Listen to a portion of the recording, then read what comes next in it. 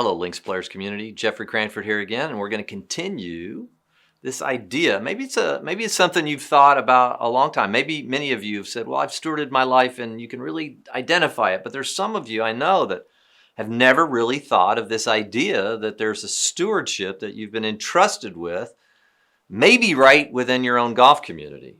And in doing so, we become part of this, again, this cosmic drama that was birthed right after the fall. If you don't understand the fall and then the plans to restore and then eventually the future, you'll never leave your fishbowl. You'll always be relegated to just a seen realm and how can I make my way through the earth without running into too many people and being secure and having a secure place for my family.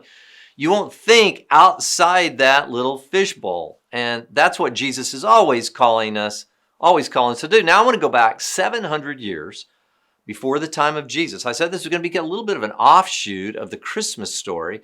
In Isaiah chapter 9, we read this all the time over Christmas. This is the kind of the prototypical Isaiah passage that we talk about. And many of you will know, for a child will be born to us, a son will be given to us, and the government's going to rest on his shoulders. And his name will be called Wonderful Counselor, Mighty God, Eternal Father, Prince of Peace.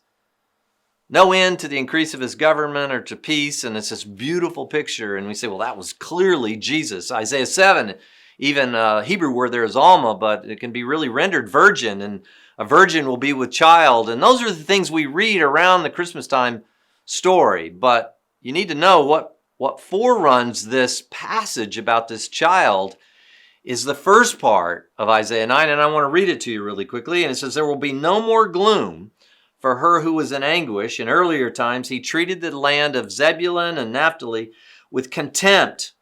That's the northern part of Israel. That would be around the Sea of Galilee. That was kind of a mixed race after the Assyrians came in and kind of wiped out the 10 northern tribes, and there was a mixture and what becomes the Samaritans during the time of Jesus, and they're entered into the gospel picture at various points as Jesus told a parable of the Good Samaritan.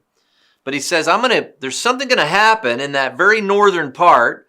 Used to be a contemptuous place. There was gloom and darkness, and the real God place was the tabernacle, was the holy temple, and that was Jerusalem. That was in the southern part. He said, but later on, I'm going to make this a glorious place, that northern part of Israel, by way of the sea and on the other side of the Jordan, the Galilee of the Gentiles, the non-Jews. The people who walk in darkness are going to see a great light. And those who live in a dark land, the light will shine on them.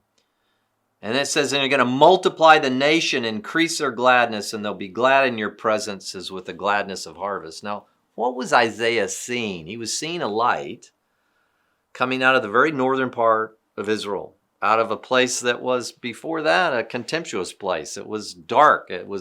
It lacked the God of Abraham, Isaac, and Jacob. It wasn't even near the temple. But something great's coming out. And then it says something very fascinating. A lot of people, I think, miss. And it says, I'm going to do that, and then I'm going to multiply the nation. And what did that mean? Well, if you go back into Ephesians chapter 2 and chapter 3, Paul says there's a new nation.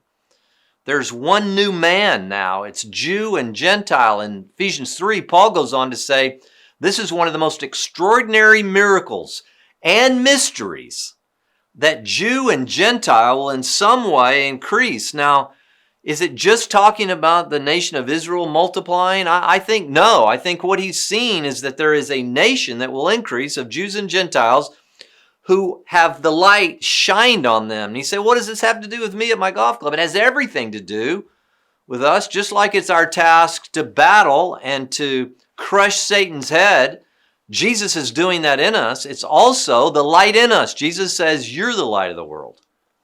Now go out and be light. Be light where you play golf, where you reside, maybe in a community you reside, so that this fulfillment to Isaiah may happen. You can become part of this cosmic drama in the multiplication of the nation, not just the nation of the Jewish people, but the Jewish people who loved Jesus. And there were many, maybe 20,000 during the time of Jesus that were followers of Jesus, merging with all the nations, the light to the nations, as Isaiah sees in Isaiah 42 or in Isaiah 49, a light to the nations.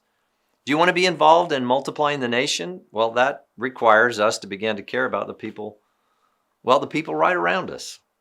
People think, oh, missions somewhere in Guatemala or somewhere in Africa or somewhere. What about the people you play golf with? That's evangelism. Do you have a stewardship? If you do, we're going to talk about the next few weeks. We're going to talk about, well, what does that look like? How can we band together and be part of a community that gets up thinking about people in our realm that we can see multiplied and become part of this nation, the nation of light. So we'll talk a little bit more about that next week.